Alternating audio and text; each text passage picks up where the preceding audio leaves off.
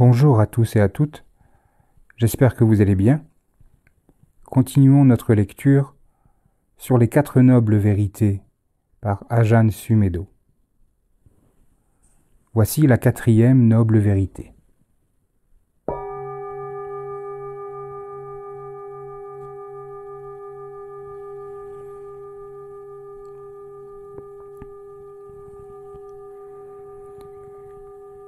Quelle est la noble vérité qui mène à la cessation de la souffrance? Elle n'est autre que le noble chemin octuple, c'est-à-dire la compréhension juste, l'intention juste, la parole juste, l'action juste, le moyen d'existence juste, l'effort juste, l'attention juste et la concentration juste. Ceci est la noble vérité de la voie qui mène à la cessation de la souffrance. Telle fut la vision, révélation, sagesse, connaissance et lumière qui apparut en moi au sujet de choses jusqu'alors inexprimées.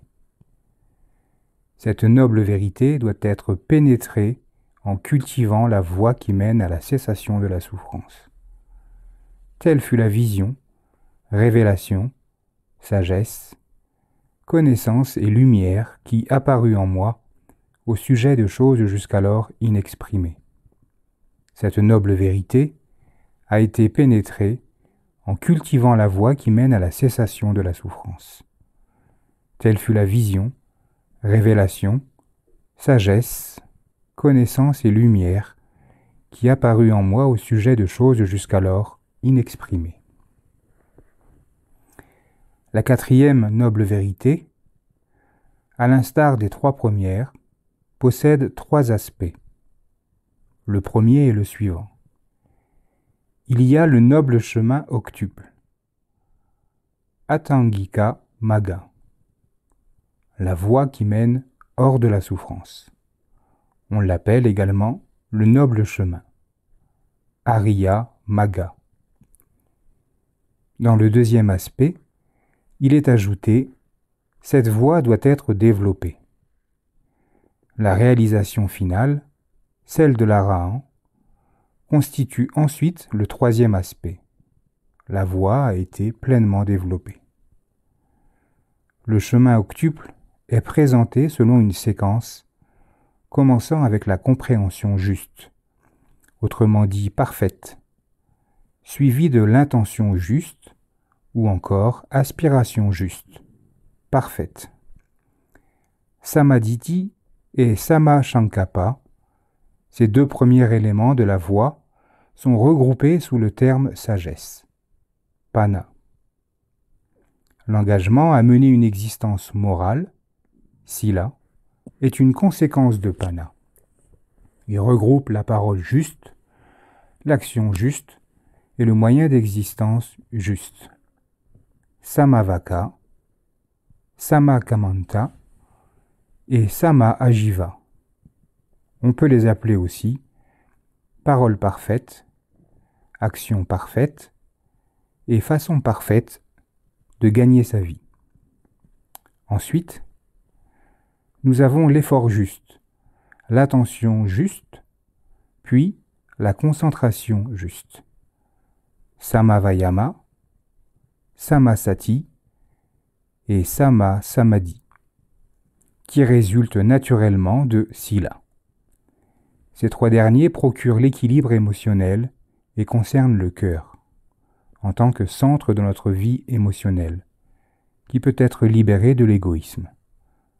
Par l'effort juste, la compréhension juste et la compréhension juste et la concentration juste, le cœur est pur, libéré de la cruauté, de l'ignorance et de la cupidité, de n'importe quelle manifestation de l'égoïsme. Lorsque le cœur est libre et purifié, l'esprit est serein. La sagesse, Panna, c'est-à-dire la compréhension juste et l'aspiration juste, est le fruit d'un cœur libre. Ceci nous ramène au point de départ. Les éléments du chemin octuple peuvent donc être regroupés ainsi en 3 sections. La sagesse, Panna, la compréhension juste, Samadhiti, l'aspiration juste, Samma Sankappa. La moralité, Sila, la parole juste, Samavaka, l'action juste, Sammakamanta, le moyen d'existence juste, Samma Ajiva. La concentration, Samadhi, l'effort juste, Samavayama, l'attention juste, Samasati, la concentration juste, Samma Samadhi. 3 sections. La sagesse, la moralité, la concentration. Le fait que nous les énumérions dans cet ordre ne signifie pas que ces facteurs apparaissent de façon linéaire en séquence. En réalité, ils se manifestent ensemble. Il est possible de parler du chemin octuple en disant que, premièrement, il y a la compréhension juste, puis l'aspiration juste, et ainsi de suite. Mais, en réalité, présenté de cette manière, cela nous enseigne simplement à méditer sur l'importance qu'il y a d'être responsable de nos paroles et de nos actes au cours de nos vies. La compréhension juste. Le premier facteur du chemin octuple est la compréhension juste, qui est la conséquence d'avoir pénétré, d'avoir vu les 3 premières nobles vérités. Si cette réalisation a eu lieu, alors on possède la compréhension parfaite du Dhamma, la vision claire que tout ce qui est de nature à apparaître est également de nature à disparaître. C'est aussi simple que ça. Il n'est pas nécessaire de passer beaucoup de temps à lire et à relire. Tout ce qui est de nature à apparaître est de nature à disparaître. Pour comprendre la phrase, mais cela demande pas mal de temps à la plupart d'entre nous pour réellement connaître la signification profonde de ces mots, plutôt que leur simple sens conceptuel. La vision ou connaissance intérieure appartient en fait au domaine de l'intuition, au-delà de celui des idées, des opinions. Il ne s'agit plus de « je pense que je sais » ou encore « ok ». Ça semble raisonnable, logique. Je suis d'accord avec ça. J'aime ces idées. Ce type de savoir est purement cérébral, intellectuel, alors que la connaissance intérieure est profonde. Il s'agit de quelque chose de vraiment perçu de manière intuitive, au-delà du doute. Cette connaissance profonde résulte des 9 réalisations précédentes. Il y a donc un enchaînement qui aboutit à la compréhension juste des choses telles qu'elles sont. C'est-à-dire que tout ce qui est de nature à apparaître est de nature à disparaître, de nature impersonnelle, dénuée de substance. Quand la compréhension juste est présente, vous avez lâché l'illusion de l'ego, d'une personnalité inaltérable, et pourtant dépendante de conditions éphémères, mortelles, concept qui est en soi contradictoire. Le corps demeure, les sensations et les pensées subsistent, mais ils sont simplement ce qu'ils sont. La croyance que nous sommes notre corps ou nos opinions disparaît. Nous accordons de l'importance aux choses telles qu'elles sont. Nous n'essayons pas de dire que ces phénomènes n'ont aucune réalité ou qu'ils sont différents de ce qu'ils sont. Ils sont exactement ce qu'ils sont et rien de plus. Mais quand la compréhension juste est absente, lorsque nous ne comprenons pas ces vérités, nous avons tendance à attribuer aux choses une substance, une personnalité qui n'existe que de notre esprit. Nous croyons voir alors toutes sortes de choses et nous créons d'innombrables problèmes liés aux conditions dont nous faisons l'expérience. L'angoisse et le désespoir qui nous affligent, nous les humains, viennent de ce qui est ajouté, créé, causé par la présence de l'ignorance au moment présent. C'est bien attristant de se rendre compte que la misère et l'angoisse de l'humanité trouvent leur source dans une illusion, une sorte d'hallucination collective. Le désespoir est vide et n'a pas de raison d'être. Quand vous voyez cela, vous commencez à ressentir une immense compassion pour tous les êtres vivants. Comment pouvons-nous haïr ou montrer de l'animosité envers quelque individu que ce soit, quand nous savons qu'il est prisonnier de l'ignorance? C'est à cause d'un malentendu terrible que tous les êtres sont conditionnés à agir comme ils le font. Lorsque nous méditons, nous pouvons faire l'expérience d'un niveau de paix, de tranquillité relatif au ralentissement de l'activité mentale. Si notre esprit est calme et que nous regardons une fleur, par exemple, nous la voyons telle qu'elle est, quand il n'y a aucun attachement, rien à obtenir, rien à rejeter. Si ce que nous voyons, entendons ou contactons par l'intermédiaire de nos sens est quelque chose de beau, de raffiné, dans ce cas, cette chose est vraiment belle. Nous ne sommes pas en train d'évaluer, de comparer, d'essayer de nous l'approprier, ni de la posséder. Ainsi, nous trouvons beaucoup de joie à apprécier simplement la beauté alentour, car nous n'éprouvons pas le besoin de l'utiliser à quelque fin que ce soit. Il n'y a rien à ajouter, ni à supprimer. Nous associons à la beauté une notion de pureté, de vérité et de sublimité. Il ne s'agit pas de la prendre pour un piège destiné à nous duper. Ces fleurs sont ici pour me détourner du droit chemin.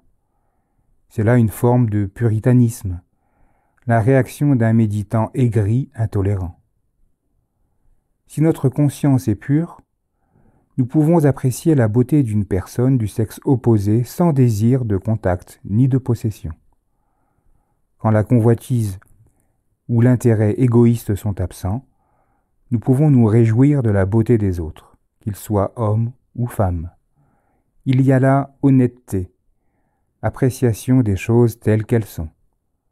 C'est la signification du mot libération, vimutti. Nous sommes libérés de ces liens qui déforment et corrompent la beauté environnante, celle du corps humain par exemple. Nos consciences peuvent être tellement corrompues et négatives, déprimées et obsessionnelles en ce qui concerne certains phénomènes, que nous sommes incapables de les voir tels qu'ils sont. Si nous ne possédons pas la compréhension juste, nous voyons le monde à travers des filtres de plus en plus épais et trompeurs. La compréhension juste doit être développée par la contemplation en utilisant l'enseignement du Bouddha. Le Dhamma Kaccapawatana Sutta, particulièrement intéressant pour ce travail, constitue un moyen de référence utile à la réflexion. Nous pouvons également utiliser d'autres suttas du Tipitaka, tels que ceux qui ont pour sujet la loi sur l'origine dépendante, Paticcasamuppada, un enseignement fascinant à étudier.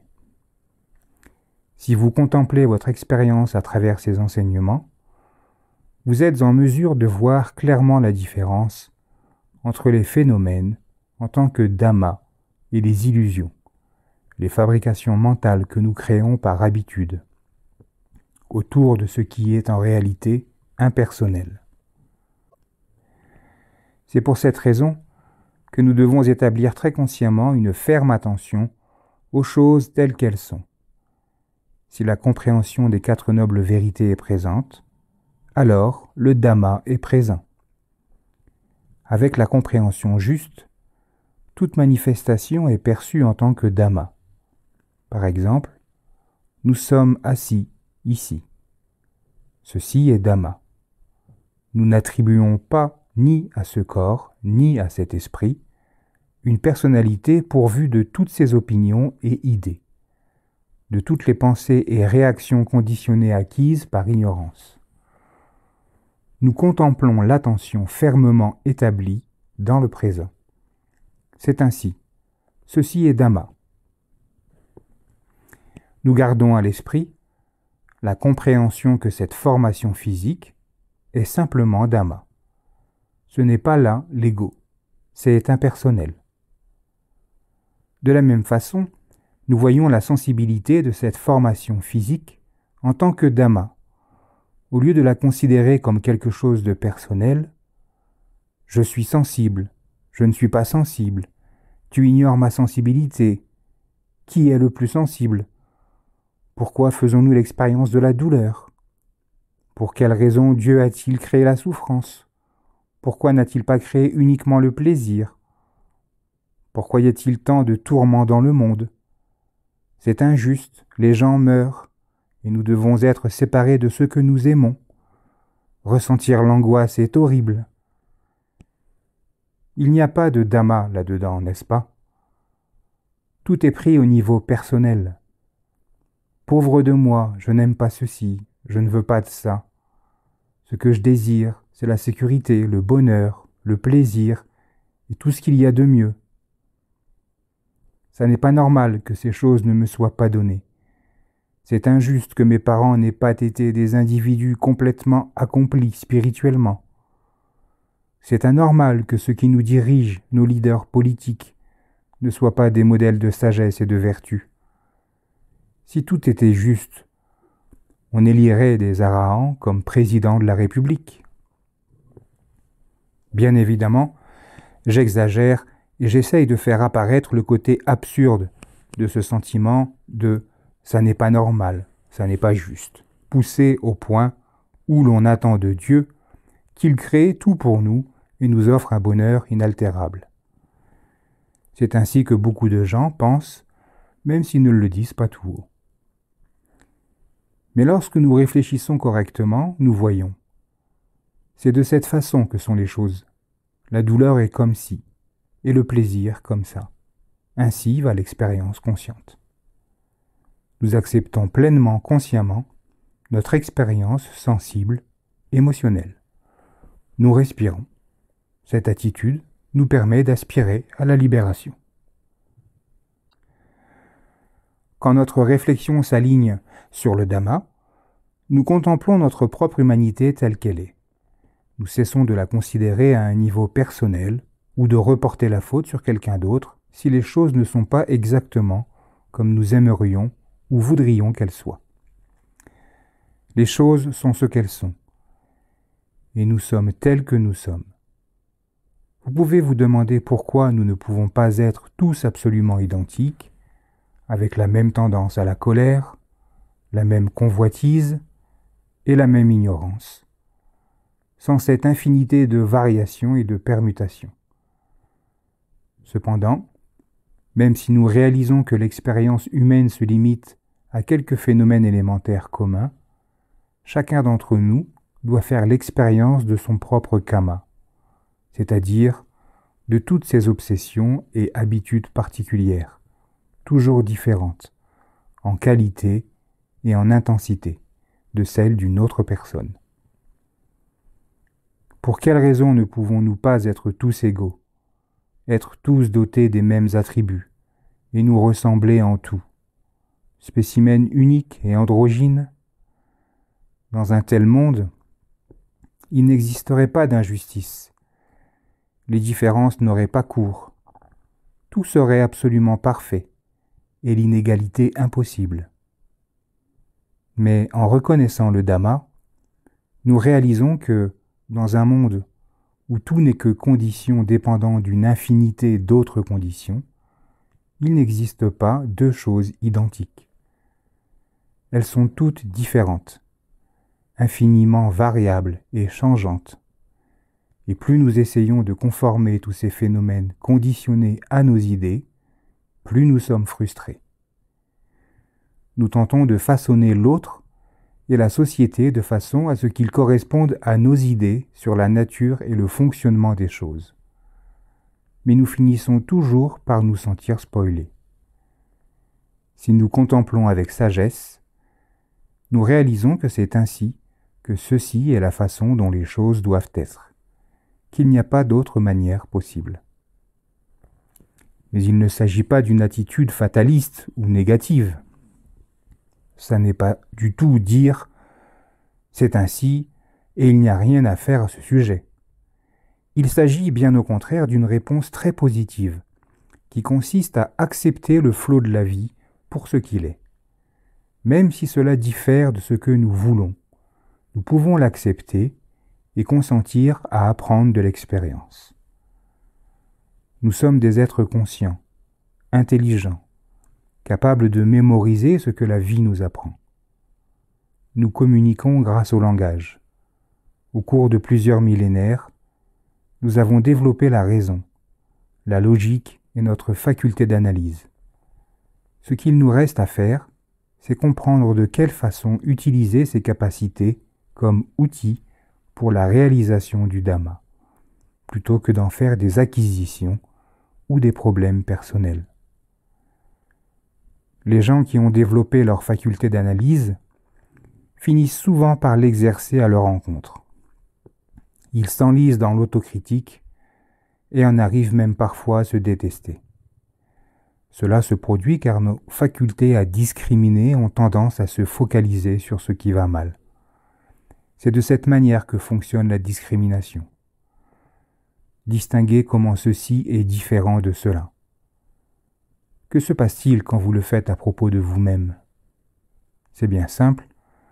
Vous échafaudez une liste entière de fautes et d'imperfections qui vous donne le sentiment d'être un cas complètement désespéré.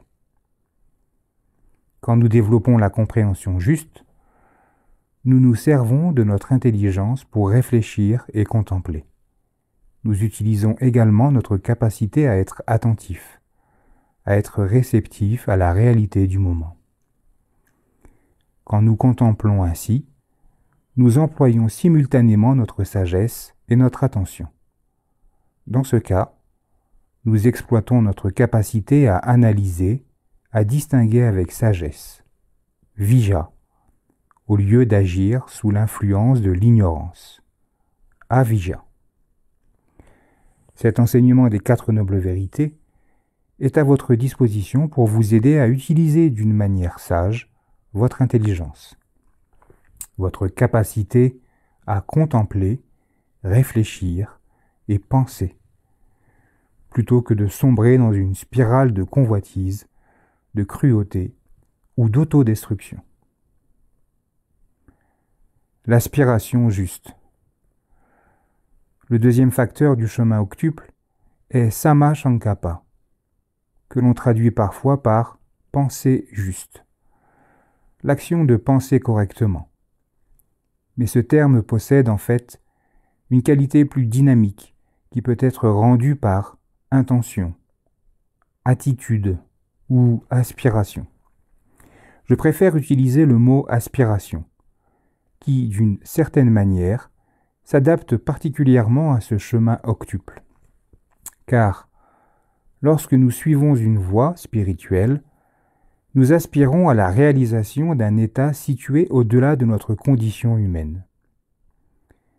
Il importe de reconnaître que l'aspiration diffère fondamentalement du désir. Le terme pali tana désigne le désir conditionné par l'ignorance, alors que Sankappa signifie aspiration non conditionnée par l'ignorance. L'aspiration à quelque chose peut nous apparaître comme étant une sorte de désir, car, en français, nous avons tendance à utiliser le mot « désir » pour toute forme d'intention, que ce soit aspirer à quelque chose ou vouloir. On peut croire que cette aspiration représente une forme de tana, qui serait le désir de devenir illuminé. Mais Samma Sankappa a pour source la compréhension juste, distinguant clairement. Il ne s'agit pas de vouloir devenir quoi que ce soit. Ce n'est absolument pas le désir de devenir une personne illuminée. Avec la compréhension juste, cette façon de penser n'a plus de sens. L'aspiration est un sentiment, une intention, une attitude, un mouvement à l'intérieur de nous-mêmes. Notre esprit s'élève. Il ne sombre pas. Il s'agit, en quelque sorte, de l'inverse du désespoir. Quand la compréhension juste est présente, nous aspirons à la vérité, à la pureté et à la compassion. La compréhension juste et l'aspiration juste, Samadhiti et Sammasankappa, sont regroupés sous le terme Panna, la sagesse, et constituent la première de 3 sections du chemin octuple. Nous pouvons observer les raisons pour lesquelles nous sommes insatisfaits. Même lorsque nous ne manquons de rien, nous ne sommes pas vraiment heureux, bien que nous ayons une belle moison, une belle maison, une voiture, un mariage idéal, des enfants intelligents et charmants, ou encore bien d'autres choses, et nous ne le sommes sûrement pas lorsque nous ne les possédons pas. Si nous en sommes dépourvus, nous pouvons penser « Si seulement j'avais tout ça, alors je serais heureux. » Mais nous ne le serions pas. La terre n'est pas un endroit où l'on peut trouver le bonheur parfait. Croire que ça puisse être le cas est une illusion. Quand nous réalisons cela, nous n'attendons plus de la planète Terre qu'elle nous offre entière satisfaction. Nous abandonnons cette exigence. Jusqu'au moment où nous réalisons que ce monde, cette planète, ne sont pas aptes à satisfaire tous nos désirs. Nous continuons à lui demander « Pourquoi ne contentes-tu pas toutes mes exigences ?» Nous sommes comme de jeunes enfants qui têtent leur mère, essayant constamment d'obtenir d'elle le maximum, exigeant qu'elle ne cesse jamais de les nourrir, de les soigner et de les rendre heureux. Si nous étions comblés, nous ne nous poserions pas tant de questions. Cependant, nous avons pour la plupart d'entre nous le sentiment qu'il y a quelque chose d'autre que la terre sous nos pieds. Il y a quelque chose au-delà de nous, que nous ne pouvons pas véritablement comprendre. Nous avons la capacité de nous interroger et de méditer sur l'existence, de contempler ce qu'elle signifie. Si vous souhaitez connaître le sens de votre vie, vous ne pouvez pas vous satisfaire de la richesse, de l'aisance et de la sécurité matérielle seule. C'est pourquoi nous aspirons à connaître la vérité. On peut se dire qu'il s'agit là d'une sorte de désir ou d'ambition présomptueuse. Qui donc est ce que je crois être à essayer de connaître la signification de la vie et de l'univers? Mais pourtant, cette aspiration est là. Pourquoi la ressentirions-nous si l'entreprise était totalement impossible? Examinez la notion de réalité suprême. L'idée d'une vérité absolue ou ultime est un concept grandement raffiné. L'idée de Dieu, d'éternité ou d'immortalité est en fait une pensée très subtile. Nous aspirons à la connaissance de cette réalité suprême. Ce n'est pas notre animalité, nos instincts primaires qui nous portent dans cette direction. Ceux-ci n'ont que faire de telles aspirations. Mais il existe en chacun d'entre nous un potentiel d'intelligence intuitive qui détermine cette volonté de réaliser la vérité. Cette intuition se trouve toujours présente en nous, mais nous sommes enclins à ne pas y prêter attention. Nous ne la comprenons pas. Nous avons tendance à l'écarter ou à nous en méfier, en particulier les matérialistes modernes qui la considèrent comme un fantasme sans réalité. Pour ma part, réaliser que je n'appartenais pas vraiment à cette planète fut une grande source de réconfort et de joie. Je l'avais toujours soupçonné. Je me souviens même avoir pensé, alors que je n'étais qu'un enfant, « Je ne suis pas vraiment d'ici. Je n'ai jamais eu le sentiment de vraiment appartenir à ce monde. » Même avant de devenir moine, je n'avais jamais eu le sentiment d'avoir ma place dans la société. Bien des gens prendraient simplement cela pour une quelconque névrose. Mais peut-être s'agit-il de ce genre d'intuition qu'ont parfois les enfants.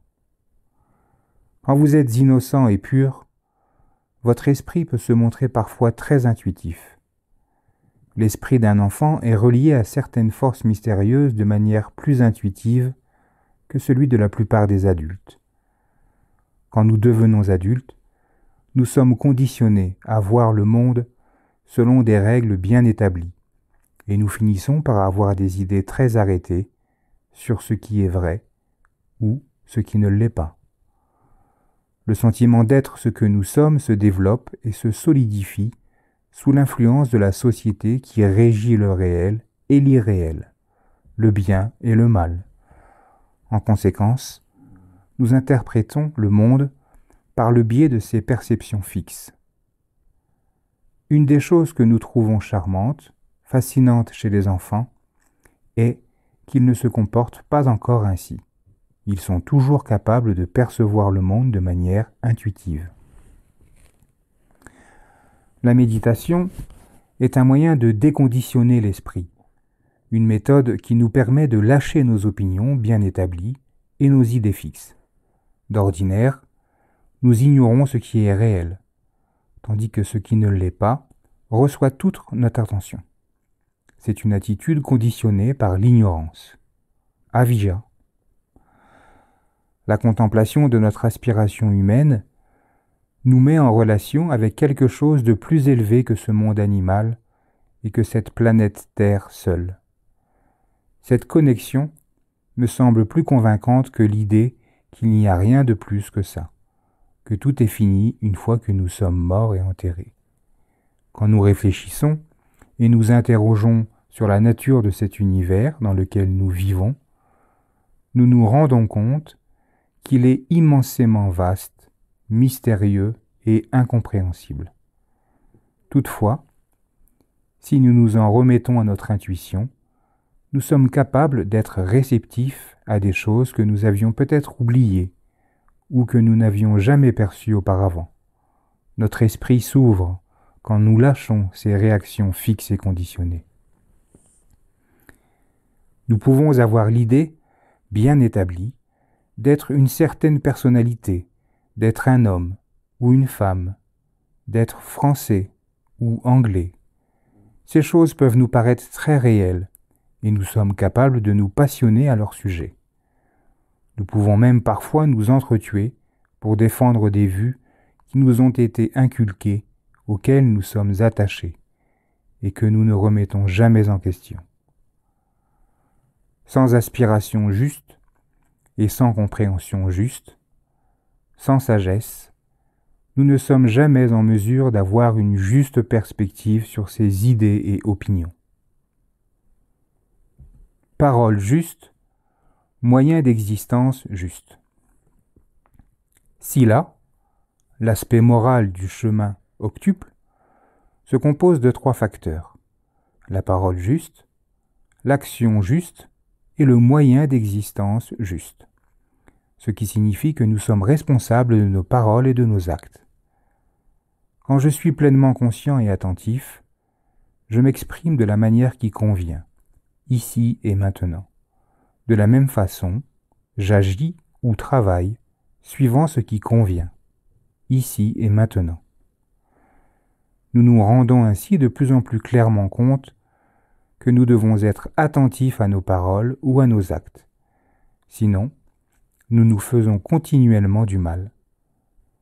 Si vous faites ou dites quelque chose de blessant ou cruel, il y a toujours un résultat immédiat. Par le passé, il se peut que vous ayez réussi à vous distraire, après avoir menti en vous occupant l'esprit avec quelque chose d'autre pour ne plus y penser. Vous pouviez oublier complètement pour un moment, jusqu'à ce que, tôt ou tard, un sentiment de culpabilité ou d'embarras ne revienne à votre conscience. Mais, lorsque nous pratiquons Sila, les conséquences semblent être vécues immédiatement. Quand il m'arrive d'exagérer, par exemple, quelque chose en moi me dit « Tu ne devrais pas abuser, sois plus modéré dans tes propos ». J'avais pour habitude d'amplifier, d'embellir les choses. Cela fait partie de ma culture. Cela semble parfaitement normal aux États-Unis. Mais lorsque vous êtes réellement attentif, l'effet du plus petit mensonge ou du moindre commérage se manifeste immédiatement, parce que vous êtes complètement ouvert, vulnérable et sensible. Par conséquent, vous êtes circonspect dans vos actes. Vous réalisez l'importance d'être responsable de vos actes physiques et verbaux. L'impulsion d'aider quelqu'un est un dhamma habile, une réaction saine. Si vous voyez quelqu'un s'évanouir et tomber par terre, il vous vient immédiatement à l'esprit d'aider cette personne, et vous agissez en conséquence. Si vous le faites sans arrière-pensée, sans aucun désir de récompense, mais simplement par compassion, et parce qu'il est juste d'agir ainsi, alors il s'agit là d'un dhamma habile. Ça n'est pas du karma personnel, ça n'est pas là votre action. Mais si vous agissez par désir de gagner ses faveurs, ou d'impressionner d'autres personnes, alors, même si l'action est celle qui convient de faire, vous êtes impliqué au niveau personnel, et cela renforce le sentiment de « je suis ». Quand nous faisons le bien sur une base de pleine attention et de sagesse, plutôt que sur celle de l'ignorance, nos actions sont des dhammas habiles, dépourvues de karma personnel. L'ordre monastique fut établi par le Bouddha pour que des hommes et des femmes aient le moyen de mener au niveau moral une vie impeccable, complètement irréprochable. Le mode d'existence d'un bhikkhu est régi par un système complet de préceptes, le patimokkha. Lorsque vous respectez une telle discipline, même si vous n'êtes pas très attentif à ce que vous faites ou dites, vos actions ne laissent pas de traces profondes. Il vous est interdit d'avoir de l'argent. Par conséquent, vous ne pouvez pas aller où vous le souhaitez, à moins d'être invité. Vous respectez le vœu de chasteté. Comme votre repas quotidien est offert, vous ne tuez pas d'animaux. Vous ne pouvez même pas cueillir des fleurs ou des feuilles, ni faire quoi que ce soit qui troublerait le cours naturel des choses. Vous êtes complètement inoffensif. En Thaïlande, nous devions même filtrer l'eau que nous utilisions pour nous assurer qu'aucune créature vivante ne s'y trouvait. Des larves de moustiques, par exemple. Prendre la vie d'un être vivant, aussi insignifiant soit-il, est totalement interdit.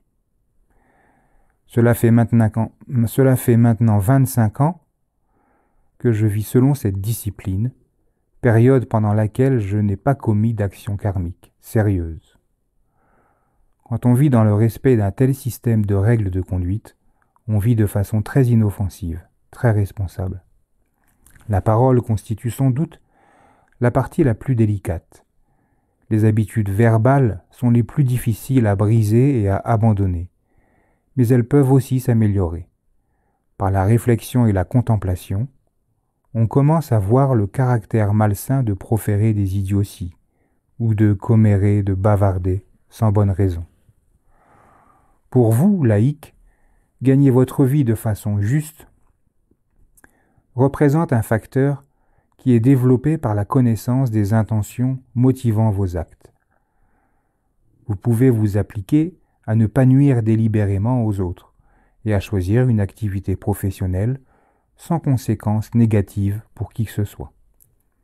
Vous pouvez par exemple essayer d'éviter la pratique d'activités encourageant la consommation de drogue ou d'alcool, ou d'autres constituant un danger pour l'équilibre écologique de la planète.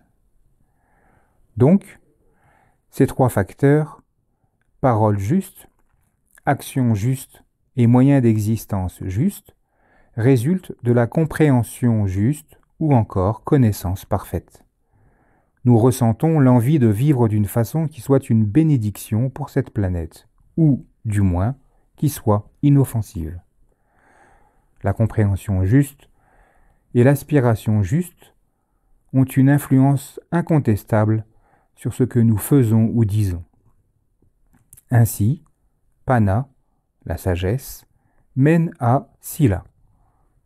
Parole juste, action juste, et moyen d'existence juste. Sila se réfère à nos paroles et à nos actes. Grâce à Sila, nous contenons nos pulsions sexuelles ou agressives. Nous n'utilisons pas notre corps pour tuer ou voler. De cette façon, Pana et Sila travaillent ensemble en harmonie parfaite. Effort juste, attention juste, concentration juste. L'effort juste, l'attention juste et la concentration juste font référence au cœur de notre être en tant que centre de l'activité émotionnelle. Quand nous pensons au cœur, nous le situons au centre de la poitrine.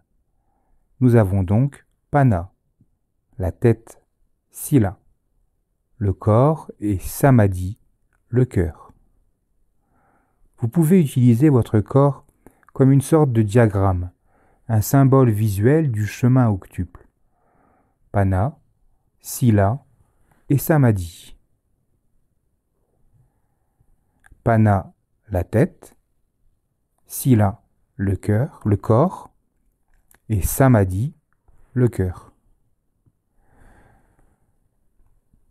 Ils sont tous trois parties intégrantes d'un tout, travaillant ensemble à la réalisation et se supportant mutuellement comme un tripode. Aucun ne domine les autres, pas plus qu'ils n'exploitent ou ne rejettent quoi que ce soit. Ils travaillent ensemble.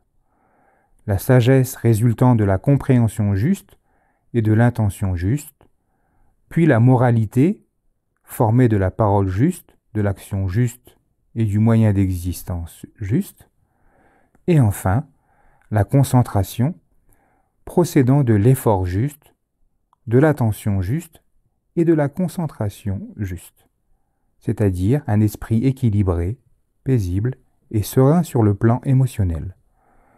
La sérénité décrit un état où les émotions sont égalisées, harmonisées. Elles ne sont pas instables. Il règne un sens de joie intense, de tranquillité.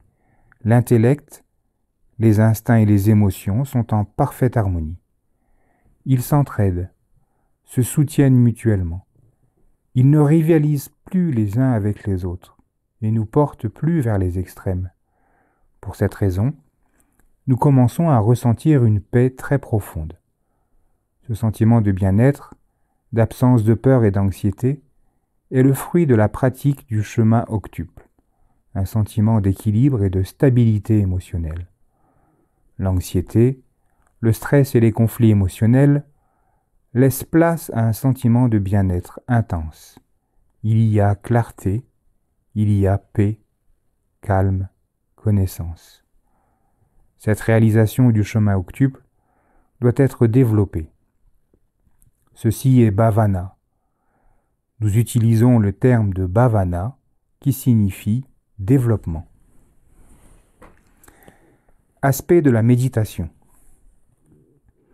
Cet équilibre émotionnel est développé par la pratique de la concentration et de la pleine attention, les deux aspects indissociables de la méditation bouddhiste. Par exemple, au cours d'une retraite, vous pouvez faire l'expérience de passer 1 heure à pratiquer la méditation de type samatha, dans laquelle vous concentrez simplement votre attention sur un objet, comme par exemple la sensation de la respiration. Ramenez constamment cette sensation à la conscience et maintenez-la de façon à ce qu'elle ait une continuité de présence dans votre esprit. De cette manière, vous vous tournez vers ce qui se passe réellement dans votre propre corps, au lieu d'être attiré vers l'extérieur par des objets contactés par vos sens. Si vous n'avez aucun refuge intérieur, vous vous aventurez constamment à l'extérieur pour vous absorber dans des livres, de la nourriture et toutes sortes de distractions. Mais ce mouvement incessant de l'esprit est épuisant. Au contraire, la pratique consiste à observer la respiration, ce qui signifie que vous devez rester centré et ne pas suivre les tendances à chercher quelque chose en dehors de vous-même.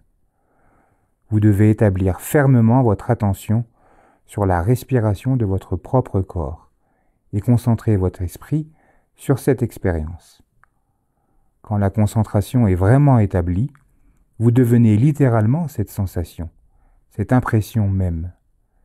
Quel que soit l'objet dans lequel vous vous absorbez, vous devenez cela pour un certain temps.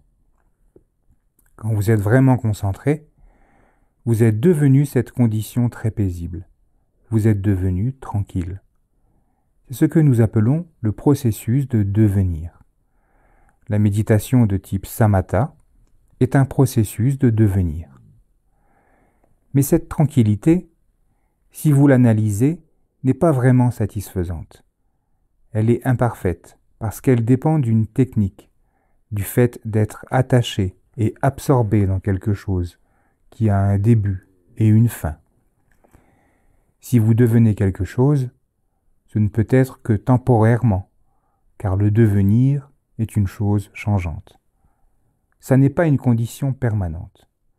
De façon logique, si vous êtes devenu quelque chose, le processus s'inversera. Vous arrêterez d'être cela. Ça n'est pas une réalité ultime.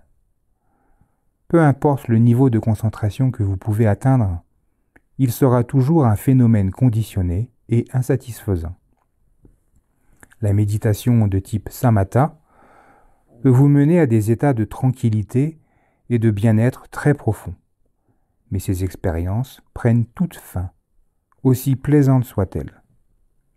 Maintenant, si vous utilisez cet état de calme pour pratiquer la méditation vipassana, qui consiste simplement à demeurer attentif et laisser les choses suivre leur cours naturel, en acceptant le caractère fondamentalement imprévisible de cette expérience, le résultat est la conscience d'un état de paix intérieure. Cette paix est d'une autre qualité que la tranquillité résultant de samatha, parce qu'elle est parfaite, complète.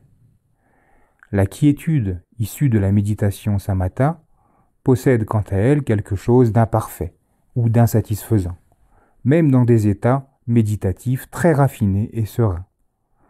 La réalisation de la cessation, lorsque vous cultivez cette expérience et que vous la comprenez de mieux en mieux, vous confère la véritable paix, l'absence d'attachement, nibbana. Samatha et vipassana sont donc les deux premiers aspects de la méditation. Le premier développe des états de concentration de l'esprit sur des objets raffinés, la conscience devenant ainsi elle-même raffinée, mais être extrêmement raffiné, avoir un intellect brillant, ainsi qu'une prédilection pour ce qu'il y a de plus beau, contribue à rendre insupportable toute chose un peu grossière, à cause de l'attachement à ce qui est délicat. Les gens qui ont dédié leur existence à la poursuite du raffinement sont certains de trouver la vie très frustrante et angoissante quand ils ne peuvent plus maintenir de tels critères. Rationalité et émotion. Lorsque l'on est attaché à la pensée rationnelle, aux idées et aux concepts, on tend alors à mépriser les émotions. Vous pouvez prendre conscience de ce penchant si, lorsque vous commencez à sentir quelque émotion, vous réagissez en vous disant « Je n'en veux pas, je ne vais pas l'accepter ». Vous n'aimez pas vous sentir ému car vous avez tendance à préférer vous réfugier dans le domaine ordonné et rassurant de l'intelligence et de la raison. L'esprit trouve une grande satisfaction dans son habileté à être logique et raisonnable, dans sa capacité à rendre les choses contrôlables par la raison. Tout semble si clair et si net, précis comme une formule mathématique, alors que les émotions, elles, sont plutôt chaotiques, n'est-ce pas? Elles ne sont pas raisonnables, elles ne sont pas ordonnées et sont difficilement contrôlables. Par conséquent, beaucoup d'entre nous ont tendance à ressentir du mépris, de l'aversion pour leurs émotions. Elles nous font peur. Beaucoup d'hommes en particulier sont très intimidés et effrayés par leurs émotions, car on leur a inculqué l'idée, par exemple, qu'un homme ne pleure pas. Quand j'étais enfant, comme à la plupart des garçons de ma génération, on m'a fait comprendre que les garçons ne versent pas de larmes. Par conséquent, j'essayais de vivre selon ces conventions, que les garçons devaient respecter. On me disait « Tu es un garçon », et j'essayais de me conformer à ce que mes parents me demandaient d'être. Les idées prévalant dans notre société influencent notre esprit. C'est la raison pour laquelle nous trouvons certaines émotions très embarrassantes. Ici, en Angleterre, les gens les considèrent généralement comme très gênantes. Si vous vous montrez un peu trop ému, ils ont tendance à penser que vous êtes italien ou de quelque autre nationalité. Si vous êtes très rationnel et que vous avez tout compris intellectuellement, le résultat est que vous ne savez que faire quand les gens expriment leurs émotions. Si quelqu'un se met à pleurer, vous vous demandez ce que vous devez faire. Peut-être lui diriez-vous « Allons, ressaisis-toi, tout est ok mon vieux, tout ira bien, il n'y a pas de raison de pleurer. » Si vous êtes très attaché à la raison, vous aurez probablement tendance à utiliser la logique pour écarter ces démonstrations de sensibilité. Mais les émotions ne répondent pas à la logique. Souvent, elles réagissent lorsqu'elles sont confrontées à la raison, mais elles ne lui obéissent pas. Les émotions sont par nature des choses sensibles, et la façon dont elles fonctionnent nous échappe parfois complètement. Si nous n'avons pas étudié ou essayé de comprendre cet aspect de notre existence, si nous ne nous sommes pas vraiment épanouis, et si nous n'avons pas accepté notre sensibilité, alors les émotions nous semblent très effrayantes et dérangeantes. Nous ne savons pas de quoi il retourne, car nous avons rejeté cet aspect de notre être. À l'occasion de mon 30e anniversaire, je me suis rendu compte que je manquais totalement de maturité sur le plan émotionnel. Ce fut une date importante dans ma vie. Je réalisais que j'étais un homme pleinement arrivé à l'état d'adulte, mûr dans le sens où je ne pouvais plus me considérer comme un gamin, mais que, dans certaines situations, je réagissais comme si je n'avais guère plus de 6 ans. Je n'avais pas tellement grandi, effectivement mûri à ce niveau. Même si j'étais capable de sauver les apparences et de me conduire en homme mûr en société, il m'arrivait souvent de ne pas avoir du tout le sentiment de l'être. J'avais de fortes tendances émotionnelles et certaines phobies n'étaient pas résolues. Cela devenait évident que je devais faire quelque chose à ce sujet, car l'idée de vivre le reste de ma vie dans un tel état de sous-développement émotionnel était une perspective plutôt déprimante. C'est pourtant à ce stade que beaucoup de gens restent bloqués. Par exemple, la société américaine ne nous permet pas de nous développer sur ce plan, de devenir adultes à ce niveau. Elle ne reconnaît pas du tout ce besoin et, par conséquent, n'offre pas aux hommes de rite de transition. C'est une civilisation qui ne prévoit pas ce type d'introduction au monde des adultes. En fait, on s'attend à ce que vous soyez immature toute votre vie. Vous devez agir en personne adulte, mais être vraiment adulte n'est pas ce qu'on vous demande. Le résultat est que très peu de gens le sont. Les difficultés émotionnelles ne sont pas comprises ou résolues. Les tendances infantiles sont simplement réprimées plutôt qu'amenées à maturité. La méditation nous offre cette possibilité de mûrir sur le plan émotionnel. Un niveau de maturité idéal serait Samma Vayama, Samasati et Samma Samadhi, c'est-à-dire l'effort juste, l'attention juste et la compréhension juste. Ceci doit être contemplé. Ce n'est pas quelque chose que l'on trouve dans les livres. La maturité émotionnelle parfaite comprend l'effort juste, l'attention juste et la concentration juste. Elle est présente lorsque nous ne sommes pas empêtrés dans toutes sortes de fluctuations et de vicissitudes, lorsque nous sommes équilibrés et clairs, capable d'être réceptif et sensible. Les choses telles qu'elles sont. Avec l'effort juste, il peut se manifester une sorte d'acceptation détendue de la situation. Au lieu de la panique engendrée par la pensée, qu'il nous incombe de mettre tout le monde sur le droit chemin, de tout arranger et de résoudre tous les problèmes, nous faisons de notre mieux. Mais nous comprenons que ce n'est pas à nous de tout régler. À une époque, lorsque j'étais à Wat Patpong avec Ajahn Chah, j'avais pu constater que beaucoup de choses allaient de travers au monastère. Je suis donc allé voir Ajahn Chah et lui expliquer. Vénérable, telle et telle chose ne vont pas comme il faut. Vous devez faire quelque chose pour résoudre ces problèmes.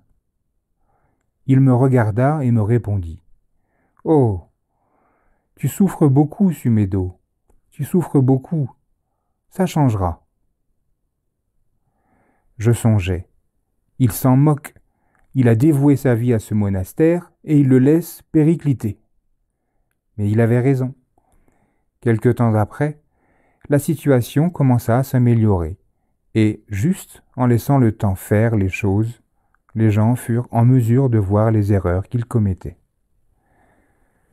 Il est parfois nécessaire de laisser les choses se dégrader pour que les gens puissent en faire l'expérience.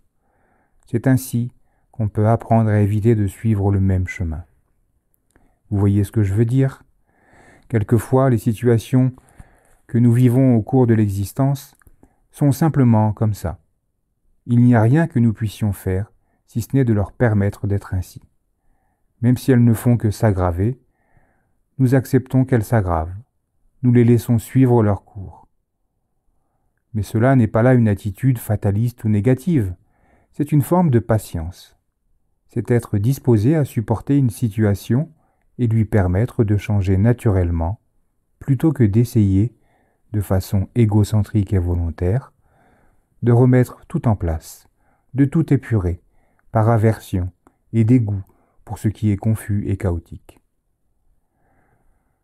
Le résultat d'une telle attitude est que, si le cours des choses nous contrarie et nous met à l'épreuve, nous ne sommes pas continuellement vexés, blessés ou déçus par les événements, ni déprimés ou démolis par ce que les autres disent ou font. Je connais une personne qui a tendance à tout dramatiser. Si quelque chose va mal ce jour-là, elle dira « Je suis absolument et complètement détruite », même si elle n'a fait l'expérience que d'un problème mineur. Cependant, son habitude est d'exagérer dans une mesure telle qu'une chose apparemment insignifiante peut lui saper le moral pour toute la journée. Si nous réagissons de la sorte, nous devrions nous rendre compte qu'il y a là un grand déséquilibre et que des événements aussi insignifiants ne devraient pas produire un tel effet. Je me suis rendu compte que j'étais très susceptible. Alors j'ai fait vœu de me défaire de cette tendance. J'avais remarqué que je pouvais aisément être offensé par des petits riens, des actes insignifiants, intentionnels ou pas. Nous pouvons observer comme il est facile de nous sentir froissés, vexés, troublés ou soucieux, combien quelque chose en nous essaye sans cesse de se montrer gentil, mais se sent toujours un peu offensé par ceci et un peu blessé par cela. À la réflexion, vous pouvez voir que le monde est ainsi. C'est un domaine sensible. Sa nature n'est pas de chercher à vous apaiser sans cesse et à faire en sorte que vous vous sentiez heureux, sécurisé et positif. La vie présente maintes occasions d'être offensé, choqué, blessé ou anéanti. C'est la vie. Il en va ainsi. Si quelqu'un parle en haussant le ton, cela vous affecte. Mais ensuite, l'esprit peut en faire toute une histoire et s'en offusquer. Oh, c'était vraiment blessant qu'elle me dise ça. Vous savez, ce n'était pas un ton très agréable. Je me suis senti vraiment choqué. Je n'ai jamais rien fait qui puisse la blesser. Notre tendance à proliférer mentalement se manifeste ainsi, n'est-ce pas? Vous avez été bouleversé, blessé ou offensé. Mais par la suite, à bien examiner cela, vous réalisiez qu'il s'agissait seulement de sensibilité. Quand vous contemplez de cette manière, vous n'êtes pas en train de tenter de ne pas ressentir les émotions. Si quelqu'un vous adresse la parole de façon agressive, par exemple, ça ne veut pas dire que vous ne devez rien éprouver du tout. Nous ne nous efforçons pas d'être insensibles. Nous essayons plutôt de ne pas interpréter la situation de façon erronée, ce qui est automatiquement le cas si nous prenons les choses au niveau personnel. Être équilibré au niveau émotionnel signifie que, si l'on vous tient des propos blessants, vous êtes capable de les recevoir. Vous possédez la force et l'équilibre émotionnel nécessaires pour ne pas vous sentir blessé, vexé ou déstabilisé par les événements de la vie. Si l'on est toujours froissé, offensé par l'existence, il devient nécessaire de s'enfuir, de se cacher, ou, encore, de vivre en compagnie de flatteurs obséquieux qui nous disent « Vous êtes merveilleux ». Vraiment ? Oui, vous l'êtes.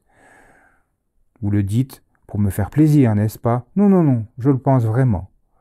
Cette personne là-bas ne pense pas, elle, que je suis quelqu'un de merveilleux ? Oh, c'est un idiot. C'est bien ce que je pense. C'est comme l'histoire de l'empereur et de ses vêtements neufs, n'est-ce pas ? Il vous faut trouver un environnement sur mesure où tout est conçu pour vous rassurer et vous sécuriser, qui soit sans aucune menace. Harmonie. Quand l'effort juste, l'attention juste et la concentration juste sont présents, alors la peur est absente. Il y a absence de crainte, car il n'y a rien d'effrayant. Nous avons le courage de faire face et de ne pas interpréter les choses de façon erronée. Nous avons la sagesse de réfléchir intelligemment et de contempler la vie. Mener une existence morale nous procure un sens de sécurité et de confiance proportionnel à la force de notre engagement, de notre détermination à faire ce qui est juste et à éviter tout geste ou propos qui soit immoral. Ainsi, la pratique forme un tout qui constitue une voie de développement.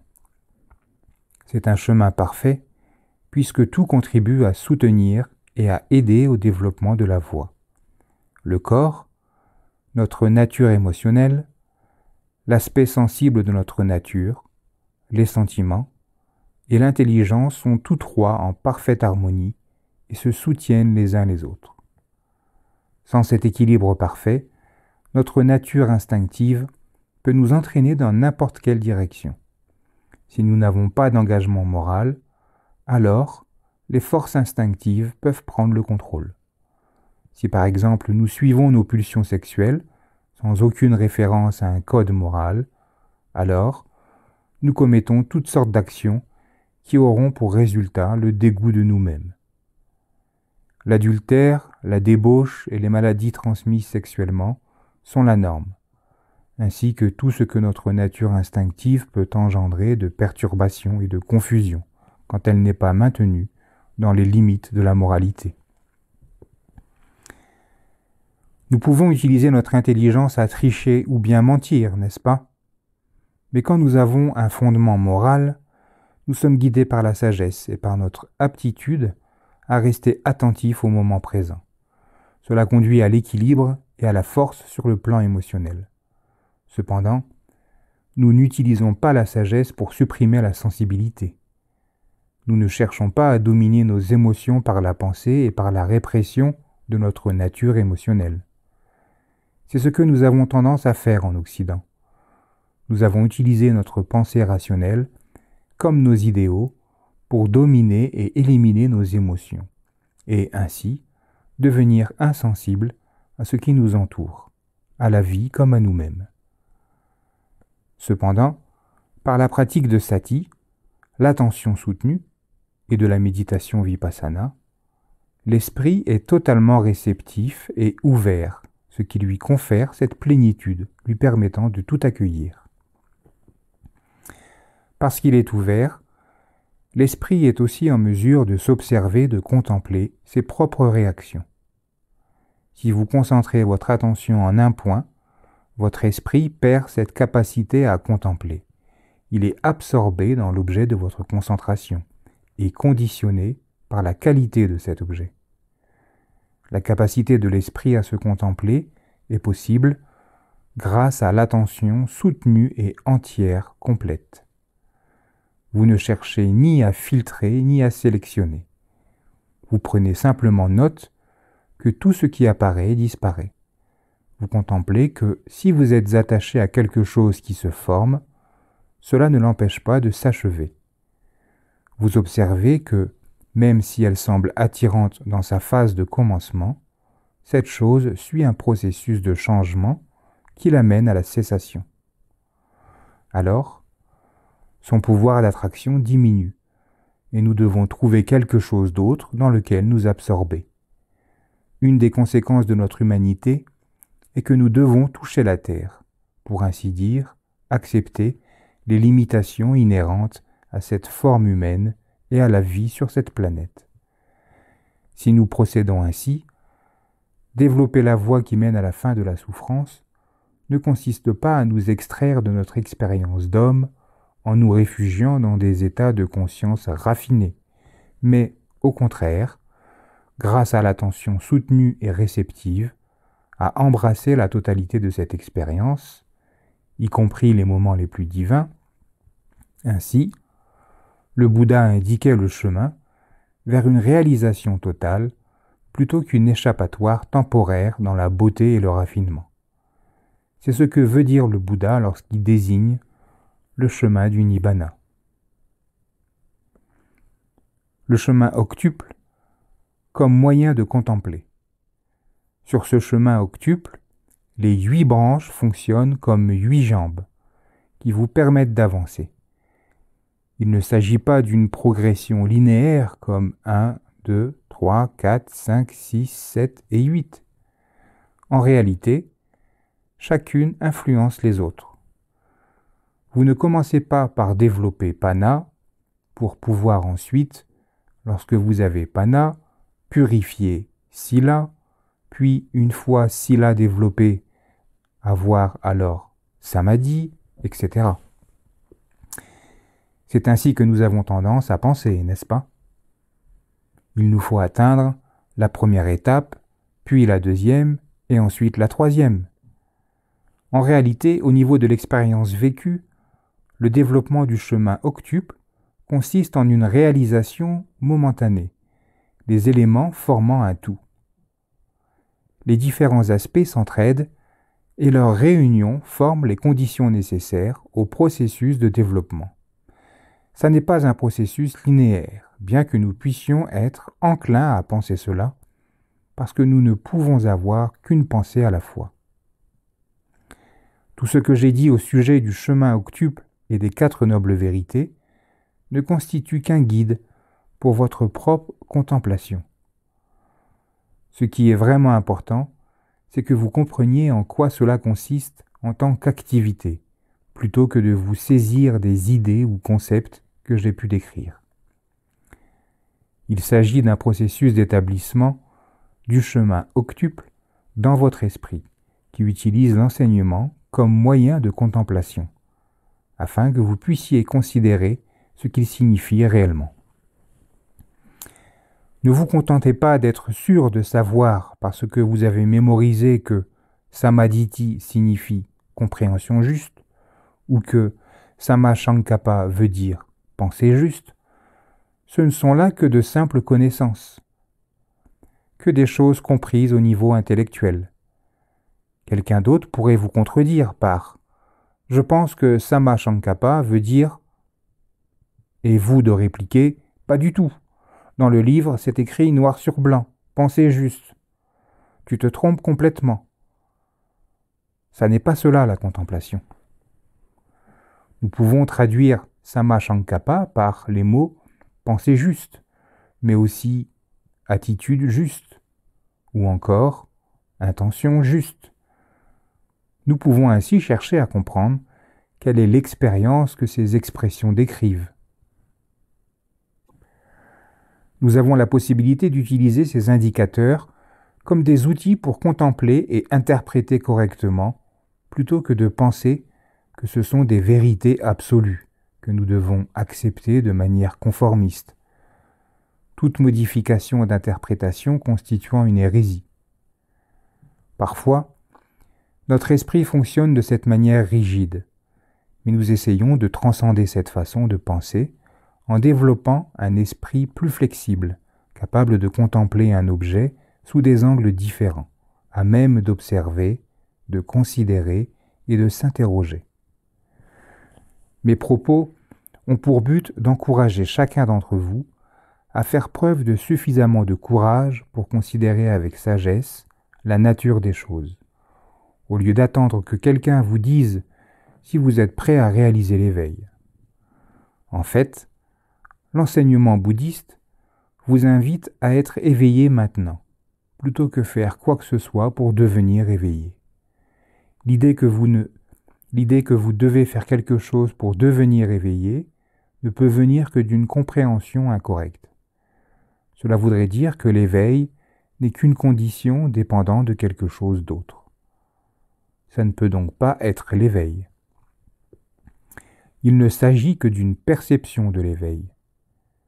Quoi qu'il en soit, je ne fais pas référence à un certain genre de perception, mais à une attitude qui consiste à être attentif à la réalité du moment présent. C'est cela même que nous examinons. Nous ne pouvons pas encore observer demain, et nous ne pouvons que nous souvenir d'hier. La pratique de l'enseignement bouddhiste est très immédiate, regardant les choses telles qu'elles sont. Elle ne concerne que l'ici et maintenant. Comment le faire? D'abord, nous devons prendre conscience de nos doutes comme de nos peurs et les contempler attentivement, car en réalité, nous sommes si attachés à nos vues et à nos opinions qu'elles nous conduisent à douter de ce que nous faisons. On peut développer une confiance erronée en croyant être éveillé. Mais la certitude d'être éveillé, comme celle de ne pas l'être, sont toutes deux des illusions. Ce que je cherche à mettre en évidence, c'est qu'il s'agit d'être libéré plutôt que d'y croire, plutôt que de créer, de fabriquer une idée. Pour vivre cette expérience, il est nécessaire d'être ouvert, réceptif à la façon dont les choses se manifestent. Nous commençons avec le moment présent, avec les choses telles qu'elles sont maintenant. La respiration de notre propre corps, par exemple. Quel est le rapport avec la vérité, avec l'éveil? Suis-je libéré en observant ma respiration? Plus vous essaierez d'y penser et de comprendre intellectuellement de quoi il s'agit, plus vous serez dans l'incertitude. Tout ce que nous pouvons faire dans la situation où nous nous trouvons est d'abandonner, de mettre de côté l'ignorance. C'est cela la pratique des 4 nobles vérités et le développement du chemin octuple. Voilà pour cette lecture sur les 4 nobles vérités par le vénérable Ajahn Sumedho. J'espère que ça vous a plu et dans l'immédiat, je vous souhaite une belle journée et de belles méditations. Je vous dis à bientôt.